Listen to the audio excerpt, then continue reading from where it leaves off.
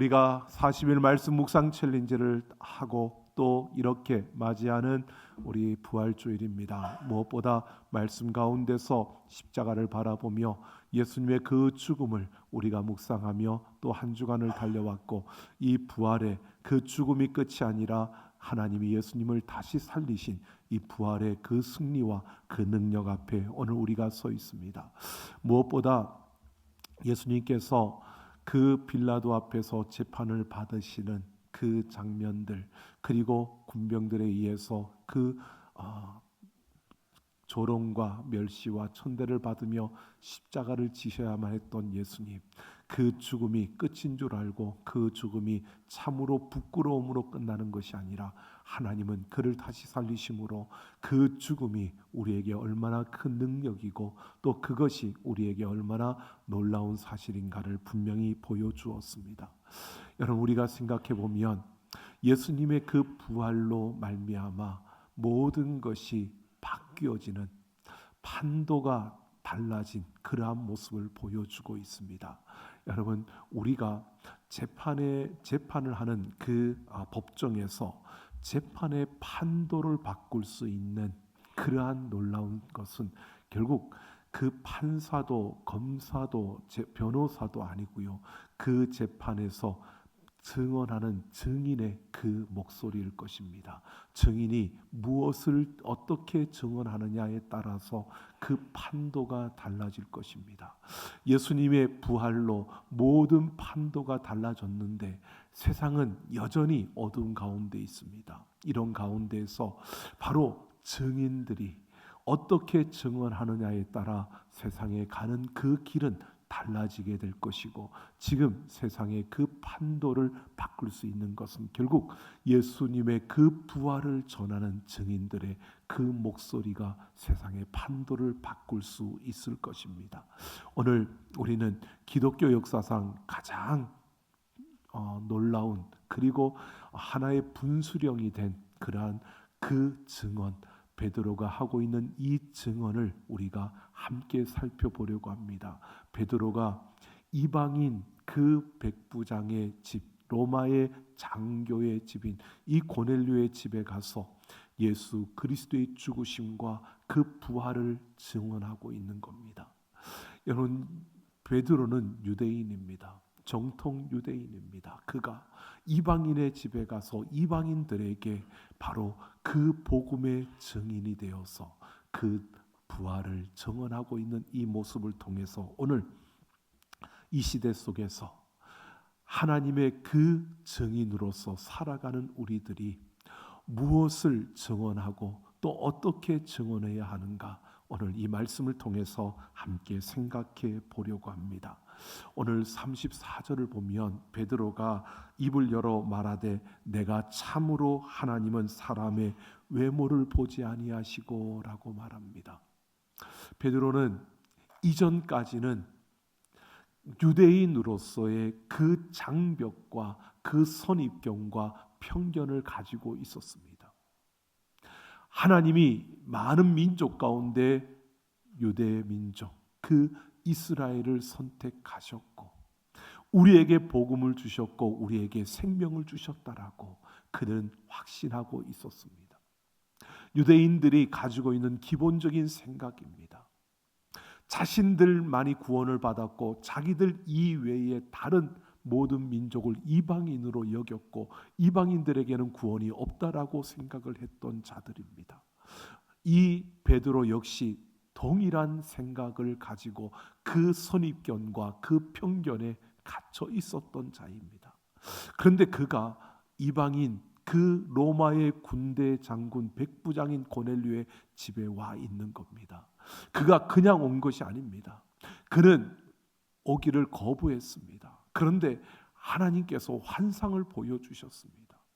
보자기에 쌓여져 있는 그 짐승들을 먹으라라고 했을 때 그 짐승들은 부정한 것들인데 내가 왜 부정한 것들을 먹느냐고 그렇게 말할 때 하나님께서 내가 정하게 하였다라고 말씀하시는 그 환상을 보고 그는 그를 찾아온 이 고넬료가 보낸 사람들의 그 손길을 따라서 그는 이 고넬료 집에 온 것입니다. 하나님께서 가라고 하셨기에 그는 왔는데, 와서 보니까 하나님은 우리가 생각하던 그 모든 편견과 선입견과 그 장벽을 무너뜨리고 이방인들, 그러니까 사람의 외모를 보지 아니한다라고 하는 이 외모는요, 혈통과 국적과 그리고 신분과 학벌과 재산, 인간이 드러내는 모든 그 조건들을 이야기하고 있는 겁니다. 우리가 가진 모든 그 장벽들, 이것들을 하나님이 허무셨다는 것입니다. 이것을 베드로가 보게 되었고 깨달았음을 이야기하고 있는 겁니다. 즉, 하나님은 이스라엘만의 하나님이 아니라 온 우주의 하나님이 되시고 모든 민족의 하나님이 되심을 그가 이렇게 보았다고 고백하고 있는 겁니다. 자신의 선입견과 편견과 자신의 이기적인 생각을 뛰어넘게 하셨다는 것입니다. 그러면서 이 베드로는 36절을 보면 만유의 주 되신 예수 그리스도로 말미암아라고 말합니다. 내가 믿는 그 예수님이 만유의 주가 되신다. 이것은 모든 나라, 모든 민족, 온 우주를 통치하시는 그러한 주권자가 되신다는 것을 고백하고 있는 겁니다. 이 베드로는 지금 그 예수님이, 나를 구원하신 그 예수님이 그냥 나의 하나님, 그리고 이스라엘만의 하나님이 아니라 모든 우주를 다스리시는 그러한 주님이 되신다는 것을 보았고, 그래서 그 이방인 가정에 와서 이방인 가족들을 모아놓고 지금 베드로가 이것을 고백하고 있는 겁니다. 내가 믿는 그 하나님은 그 외모를 보시 아니하시고 모든 민족에게 이 복음을 전하게 하려고 모든 열방을 다스리시는 그러한 주로서 오늘 그 다음 이렇게 말합니다. 화평의 복음을 전하사라고 말합니다. 우리에게 화평의 복음을 주셨다는 것입니다. 오늘 베드로가 여러분 이방인들에게 지금 그렇게 전하고 있는 겁니다. 나는 유대인인데, 나는 유대인으로서 가지고 있는 그 자부심과 그리고 내가 가지고 있는 그 지식과 내가 경험했던 그 모든 것들은 내 안에 갇혀 있었고, 내가 유대인이라는 이 장벽을 가지고 선입견과 이기적인 그러한 욕심으로 차 있었는데, 하나님은 이것을 다 허물고 나를 지금 당신들 앞에 세웠다는 것입니다. 그러면서 그 화평의 복음, 무엇보다 이 세상에 전하는 그 평화의 복음, 여러분 이 군대 장관 고넬료, 로마는 그 당시만 해도 팍스 로마나라고 해서 로마가 그 다른 나라들을 점령함으로 그 땅에 평화를 임하게 한다는, 평화를 주는 나라로 그렇게 여겼습니다. 거기에 앞장서 있던 장군입니다. 그러니까 우리가 다른 나라를 점령하고 그 점령에서 그 땅에 진정한 평화를 이루겠다라고 그렇게 달려왔던 그 장군입니다. 그가 인간이기에 생각해 보십시오. 평화라고 말하지만 실제로 그게 평화인가?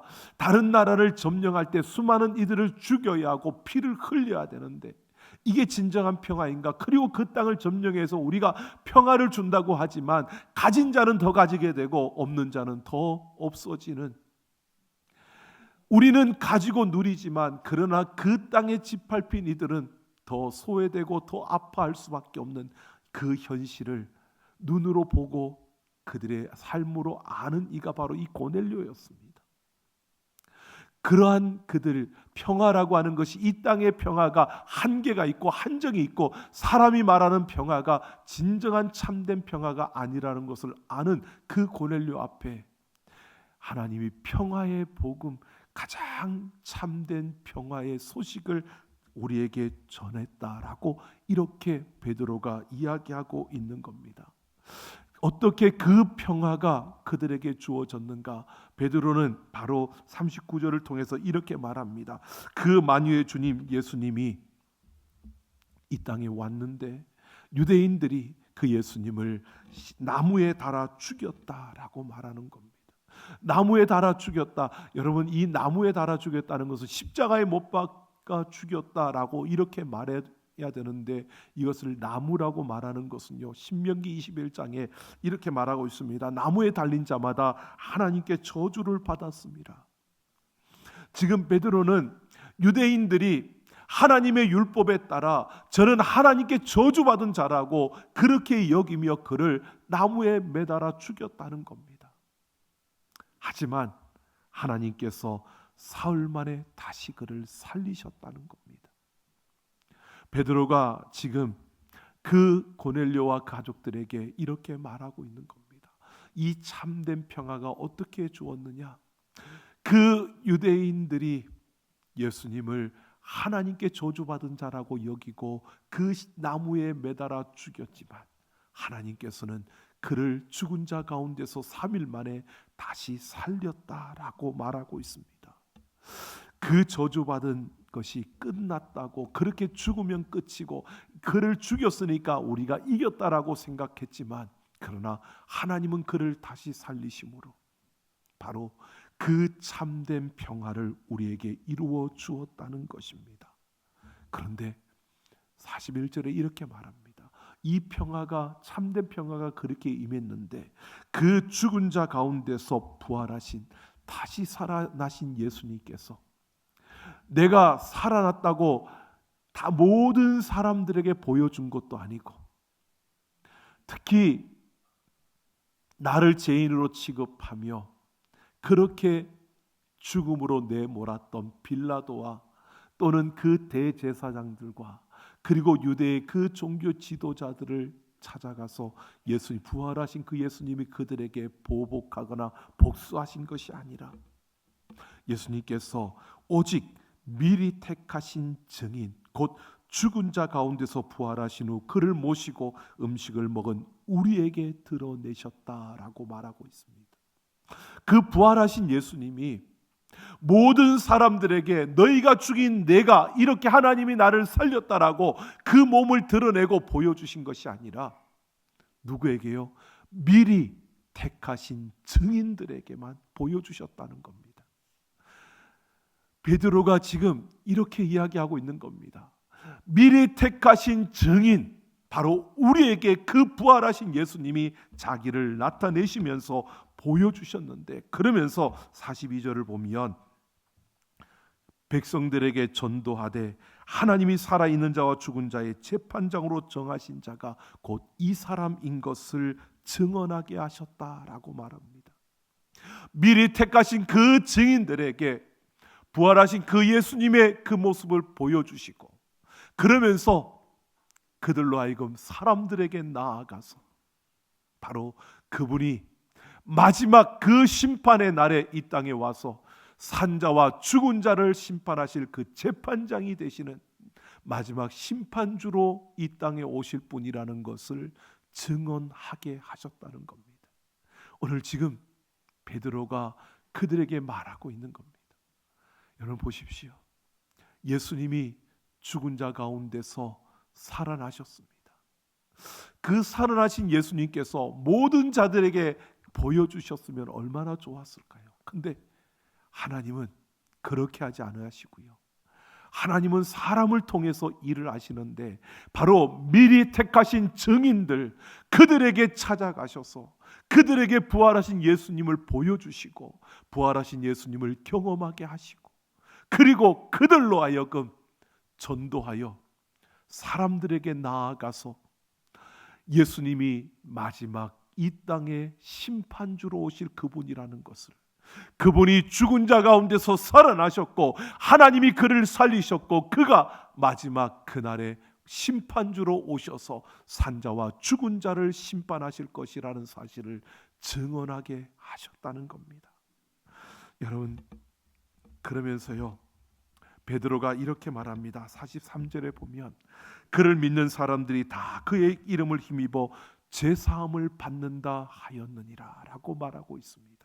바로 그때에 예수 그리스도를 믿는 모든 이들은, 예수 그리스도를 나의 구주로 믿는 그들은 바로 제사함을 받고 그 하나님의 영원한 나라에 들어간다는 사실을 이렇게 증거하고 있는 겁니다.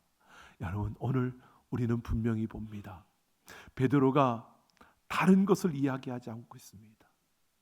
그 고넬료의 집에 가서 하나님이 하시는 놀라운 그 일들 가운데 선 이 베드로가, 나는 선입견과 편견과 이기적인 욕심으로 가득 차 있던, 그것으로 장벽을 쌓고 그것으로 벽에 갇혀 있던 자였는데 하나님이 그 모든 것을 허무시고 바로 그 십자가에 예수님이 죽으심을 당한 그 예수님을 다시 살리심으로 미리 택하신 증인들, 바로 이 복음을 알게 하고 이 예수를 믿게 하고 그 예수를 보게 한 그 증인들에게 부활의 예수님이 나타나셔서 그 부활의 예수님이 심판주이심을 전하고 그를 믿으면 우리가 영원한 생명을 얻는다는 것을 증거하게 하셨다는 겁니다. 여러분, 오늘 바로 이 사실을 우리에게 말해주고 있습니다. 이게 복음입니다. 여러분, 다른 것이 아니라 예수 그리스도를 나의 구주로 믿는 자들은 영원한 생명을 얻었고, 우리는 그 마지막 그 심판의 날을 통하여 우리는 영원한 천국으로 가게 될 줄로 믿습니다. 이게 오늘 우리에게 주어진 복음입니다. 오늘 베드로는 분명히 이렇게 이야기합니다. 미리 택하신 그 증인들을 통해서 이 복음이 전하여질 것이라는 사실입니다. 이 복음이 그들에게 전하여지고 있고, 너희는 또 미리 택하신 그 증인들이 되어서 이 복음을 전하는, 이 복음이 유대인만이 아니라 이방인 모든 민족에게로 전하여지는 그 역사를 말해주고 있습니다. 오늘 우리는 그 혜택을, 그 은혜를 입은 자들입니다. 여러분, 우리는 2000년이 지난 지금 바로 그 이스라엘과 아주 먼 땅에 있는 우리들에게까지 이 복음의 소식이 전하여졌고, 오늘 우리는 그 복음을 통해서 예수 그리스도가 나의 구주임을 고백하며 예수님이 죽은 자 가운데서 다시 살아나셨음을, 예수님의 부활을 우리가 확신하며 또 그 부활을 우리의 입술로 인정하고 또 우리가 외치는 그러한 자리에 서게 된 것입니다. 여러분, 오늘 우리는 바로 베드로와 같이 미리 택하신 증인들로 이 자리에 있는 줄로 믿습니다. 여러분, 예수님이 죽은 자 가운데서 다시 살아나신 줄로 믿습니다. 우리는 그 부활의 증인으로 이 땅을 살아가고 있는 겁니다. 우리는 미리 택하신 증인들입니다. 하나님의 그 섭리 가운데 우리에게 이 복음이 들어왔고 우리는 이 복음을 가지고 있습니다. 이제 미리 택하신 증인들로서 우리는 베드로가 고넬료에게 가서 이 복음을 전하고 있는 것처럼, 여러분, 우리의 삶으로 나아가서 미리 택하신 증인답게, 여러분, 내가 만난 예수님, 내가 경험한 예수님, 내 삶 속에 함께 하시며 내 삶에 개입하셔서 나의 가는 길을 열어주시고 내 삶의 모든 순간순간마다 나와 함께 하시는 그 예수님을 전하고 그 예수님을 증언하는 우리 모두가 되기를 예수님의 이름으로 축원합니다. 오늘 우리는 미리 택하신 증인들로서 이 복음을 증언하며 예수님이 심판주로 다시 오실 것이고 그날에 예수 그리스도를 믿는 우리들은 영원한 그 하나님의 나라로 가며 그 하나님과 함께 그 영원한 천국에 있게 될 것을 우리는 선포하고 증언하는 그 증인들이라는 사실을 우리에게 말해주고 있는 겁니다. 여러분, 에베소서 2장 13절 14절을 보면 바울이 이렇게 말합니다. 이제는 전에 멀리 있던 너희가 그리스도 예수 안에서 그리스도의 피로 가까워졌느니라. 하나님으로부터 멀리 있던 우리들이 예수 그리스도의 그 피로 말미암아 가까워졌다는 겁니다. 예수 그리스도의 그 피로 말미암아 우리가 하나님과의 그 장벽이 무너지고 하나님 안에서 참된 생명을 가진 자가 되었습니다. 여러분, 이미 우리는 예수 그리스도를 구주로 고백함으로 하나님의 자녀가 되었고 우리 안에 영원한 생명이 있습니다. 아직은 부족하고 연약해서 이 땅 가운데서 쓰러지기도 하고 패배하기도 하고 실패하기도 합니다. 하지만 우리는 생명을 가진 자로 이 땅을 살아가고 있고 오늘 분명히 우리에게 말하고 있습니다. 우리는 미리 택하신 증인들이라는 사실입니다. 우리는 미리 택하신 증인들로서 이 복음이 우리에게 전하여졌고 이제는 우리가 이 복음을 전하는 그 걸음을 걸어가야 하는 자들입니다. 베드로가 고넬료에게 나아갔던 것처럼 우리의 생각의 장벽들을 허무시고 우리의 지식의 장벽들을 무너뜨리시고 우리가 가지고 있는 선입견과 편견과 우리가 가지고 있는 그 욕심의 장벽들을 무너뜨리고요. 우리는 우리와 함께하는 이들, 우리가 만나는 이들, 우리가 걷는 그 길에서 우리를 스쳐 지나가는 그들에게 예수 그리스도의 이 복음을 전하며 우리 주님이 다시 살아나셨다는 사실을 전하며 달려갈 수 있는 우리가 되기를 예수님의 이름으로 축원합니다. 우리는 이 참된 평화를 세상에 전하고 세상에 드러내야 하는 것입니다. 이 복음이 오늘 우리에게 와 있습니다. 1900년도 초에 전라북도 김제에 조덕삼이라는 큰 부자가 있었습니다. 그 집에는 경상도에서 넘어온 머슴 이자익이라는 청년이 있었습니다. 두 사람은 선교사가 전하는 복음을 듣고 예수를 나의 구주로 받아들였습니다. 예수를 믿고 교회가 없던 그 동네에 조덕삼의 그 집 사랑채에서 예배를 드리기 시작했습니다. 그것이 금산교회의 시작이었습니다. 전라북도 김제에 있는 금산교회, 그 교회가 그렇게 시작되면서 시간이 흐르면서 조덕삼 그 부자가 자신의 땅을 내어놓고 거기에 교회를 지었습니다. 그리고 1907년 처음으로 금산교회 장로를 선출하는 그러한 투표가 있었습니다. 교인들은 그렇게 생각했습니다. 당연히 이 교회를 짓기 위해서 땅을 내놓고 또 이 교회를 짓는데 많은 헌금을 한 그 조덕삼이라는 부자가 그분이 장로가 될 것이라고 그렇게 생각했습니다. 그런데 투표를 한 결과를 보니까요, 이 조덕삼이 장로가 된 것이 아니라 그 집의 머슴이었던 이자익이 장로가 된 겁니다. 모두가 그 투표의 결과 앞에서 아무 말도 할 수 없었습니다. 정적이 흐르는 가운데 이 조덕삼이 앞으로 나아가서 그렇게 이야기를 합니다. 우리 금산교회 성도님들은 참으로 훌륭한 결정을 했습니다. 저의 집에서 일하는 이자익은 저보다 신앙의 그 열의가 더 높습니다.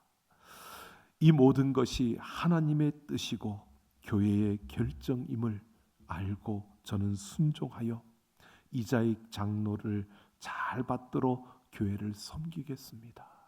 그 한마디에 교회가 다시 생동감이 넘치게 하나님 앞에 영광의 박수를 돌리며 교회가 서갔다는 겁니다.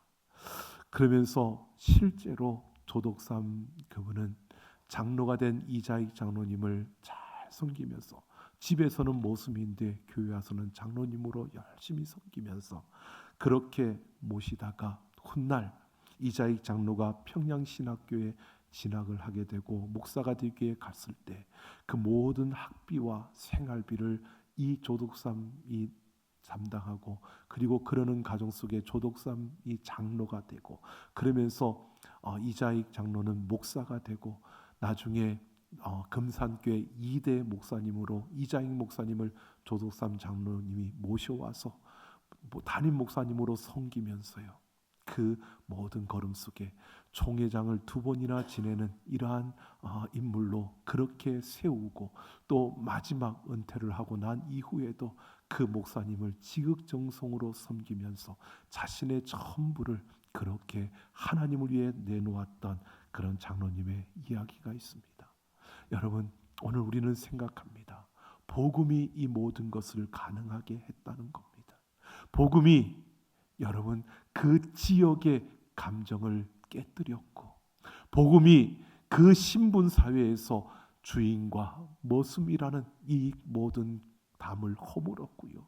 복음이 나보다 저가 앞설 수 있어라고 생각할 수밖에 없는 그 욕심을 깨뜨려 줬고요.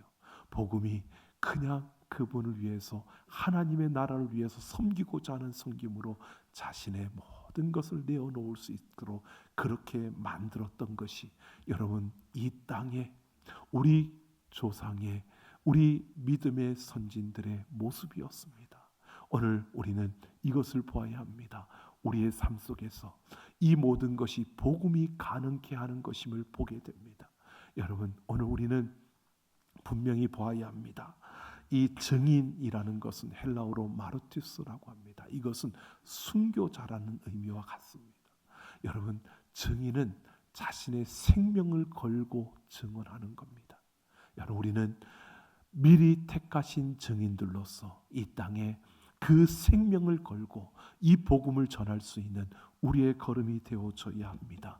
미리 택하신 증인으로서 내 말과 내 표정과 내 모습과 내 삶으로 예수 그리스도가 심판주로 오심을 그 예수를 믿는 자들이 제사함으로 있고 영원한 그 하나님 나라의 백성이 될 수 있다는 것을 그 예수 그리스도를 믿는 자만이 그 영원한 천국에 갈 수 있다는 이 복음을 우리가 전하며 우리가 만나는 모든 이들에게 이 사랑과 이 복음을 나누며 살아갈 수 있는 우리 모두가 되기를 예수님의 이름으로 축원합니다.